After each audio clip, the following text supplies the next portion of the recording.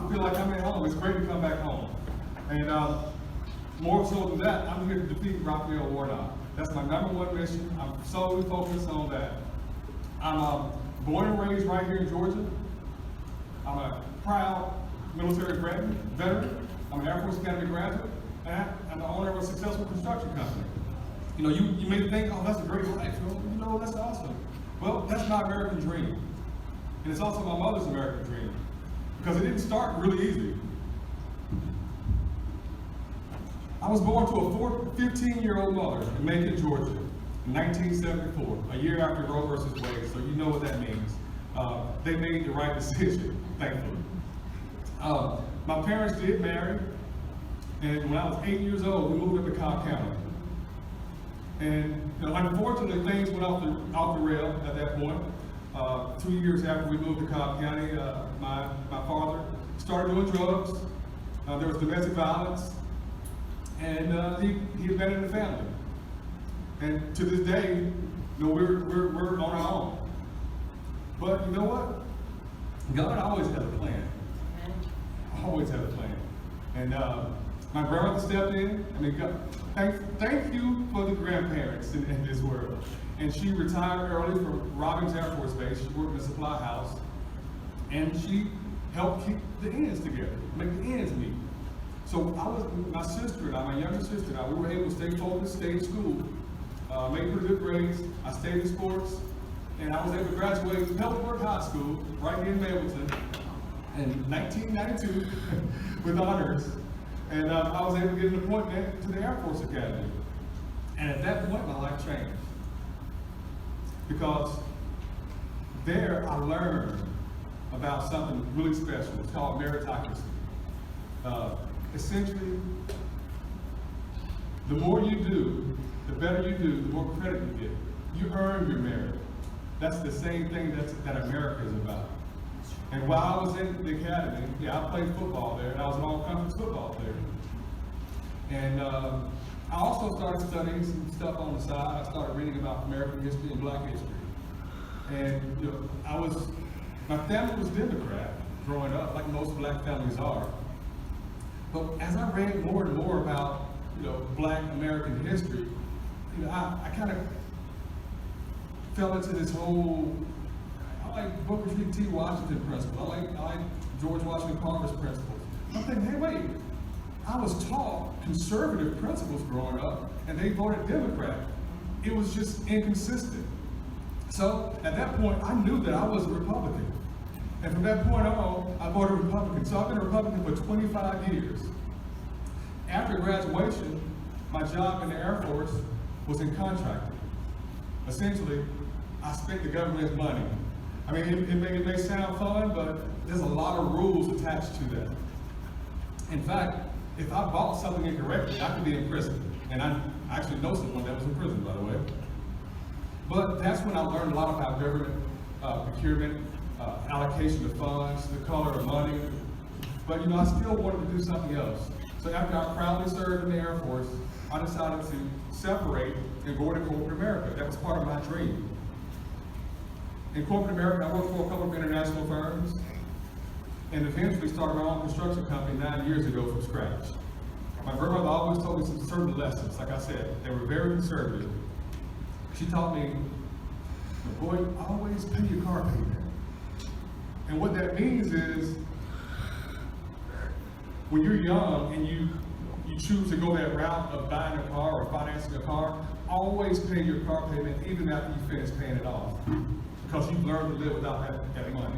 So you keep paying that money now to yourself. Then once you get enough money to buy your next vehicle, you can buy in cash. So I know that sounds like a simple strategy, but these simple strategies are solid principles, living below your means. I was taught that way, and I actually implemented that in my own life to start my own company, which I started from scratch with $100,000. I saved up after a couple of years. I started in my bedroom in my house, and I was successful enough in that first year to make enough money to move all the way to my basement. And in my basement, I grew my company to a multi-million-dollar construction firm, and now I own a building over by the Braves Stadium on Powell's Ferry right now. That's where we currently operate. And I say that not to brag. You know, I mean, we can all do this. This is my American dream. I'm an example of it. It's my mother's American dream. And that is the theme of our campaign, is we want to protect and preserve the American dream because it's real. And it's obtainable to every single person in here. Now, it's not easy. It comes with challenge. But you know, what do you do when you face a challenge? You overcome a challenge. You young people today, I know you're going to face challenges. I wouldn't want to trade places with you, to be frank, because your lives are exposed to public nowadays. We didn't have this when I was growing up. Your daily life is exposed to public, and you can be canceled just as quickly as you see the cancel culture going on right now across America. And it's not okay, it's not right. But you work through it. My old college coach, his name is Fisher DeBerry, one thing he used to tell us, he said, men, you have to learn how to work through adversity. And I say that because that impacted me. When I was 18 to 22, I didn't necessarily know how to work through adversity. I didn't know what it meant. I didn't face the real adversity challenges that were coming my way. But I had a son when I was a teenager. I was a teen father. So you know, my father wasn't around. We didn't have much for resources. I fathered a child. There wasn't a lot going for me other than love, grit, and God's grace. And God's grace is good. Because if you stay in your child's life like I did over time, there was lots of challenges, you can create that relationship. And I've changed the cycle of my lineage. Because my son, he's a solid guy, he's an Air Force veteran, and he's going to take over my company once I win this U.S. Senate seat. But let's talk about post my construction company. I met my wife a few years back, and you know, we've been really involved in Republican politics. Like I said, I've been in Republican for 25 years. She's been out in the grassroots for over 10 years. We've been involved with lots of campaigns. I was on Senator Purdue's steering committee. My wife was a co-chair of Kelly Lefferts' campaign. And we got a chance to see that race up close and personal. And when they lost those 2 Senate seats, we knew that was our opportunity to step up to the plate and take these seats back. Because we knew that the American dream was at risk and was threatened. And that's when we developed what we call our 3 tenets that comprise what the American dream is all about. It's freedom, it's opportunity, and it's American exceptionalism. And I will fight with my life to defend those tenets of the American dream, because I want to make sure that all the young people here have that for themselves and their children and future generations. In our campaign, we have a platform. We have 3 items on our platform. And these 3 items, they develop the environment for the American dream to thrive and to manifest. That is, making sure that our economy remains strong through smart tax policy, through free market principles, and through controlled spending. Those are essential for a strong economy. And I know, because I know that the American First Agenda worked. I know that the Tax Cuts and Jobs Act worked a couple of years ago, because every single one of my employees, they had more take-home pay in their wallets based on that tax policy. That stimulated the economy. In 2019, the economy was humming. And we benefited from it. And that's the experience I bring to this race. The second platform item is making sure that we prioritize our national security. And that means that we secure our borders. That means that our military members, while they're in service, that they're focused on defending the country, not being social justice warriors, but being military warriors. Even right now at the Air Force Academy, I'm sure folks have aspirations to attend the academy in here, at least I hope so. We have instructors that are teaching CRT in our poli-sci department, political science department. Also at West Point, Harold, we have instructors teaching critical race theory. as a military member, we know that that is not in line with the goals of the military. Military is about unit cohesion and good order and discipline. CRT is about division and it's anti-American. It's about oppressed versus oppressor.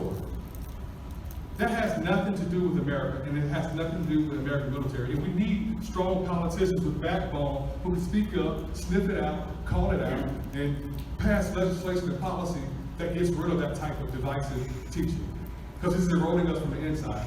And we need to make sure we take care of our military veterans as they transition from active service to the civilian sector. I'm a military veteran. I know that our VA process needs some work, and I have lots of ideas on how to improve that. And my third platform item is that we have to make sure that our constitutional rights are protected. Currently, they're under attack. I'm very concerned. I know parents are very concerned. I know the young folks are very, very concerned because our First Amendment right is under attack. We have big tech colluding with the Biden administration to censor us. I've been censored. I know my wife has been censored. And it's not right, it's not fair, it's not even American. I should be able to defend, debate, disagree with anybody that I want to disagree with.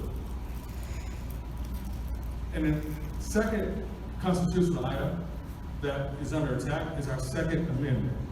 Now I'm going to conflate two things right now. Our Second Amendment obviously is our right to bear arms, but it's also our right to life. You see, if I can't defend and protect my life, I don't have liberty. I don't have freedom. So our constitutional principles, what's undergirded is our right to life. So being able to protect my life is something that's my God-given right, not a government-given right. The Constitution just protects my God-given right to protect myself. That's under attack currently.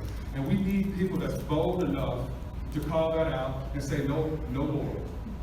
You see, my opponent, Reverend Warnock, although he's from Georgia, he doesn't represent our Georgia values. He's not pro-business. He's not even pro-life. He's a pastor that's not pro-life. That's beyond me. I can't even fathom how to explain that to my congregation if I was a pastor. So what we need to do right now is we need to look at them as who they are. They're dividers of our government, they're dividers of our people, and they're dividers in our country. We need to call them out and get them out of there. These woke corporations and this cancel culture is a cancer in our country. And there's one thing that I love that came out of our campaign. That is, we want to uncancel America and be proud of who we are. Be proud of who we are as Americans. So I ask that you all stand with me, stand with my campaign, and stand up for America. Go to kelvinking.com and check us out. Because this is a movement. It's a movement that's a pro-American movement. It's a movement that's a pro-Georgia movement. Because we're going to win for Georgia. We're going to win back our majority in the Senate. And we're going to win for America. And I appreciate your time, and thank you.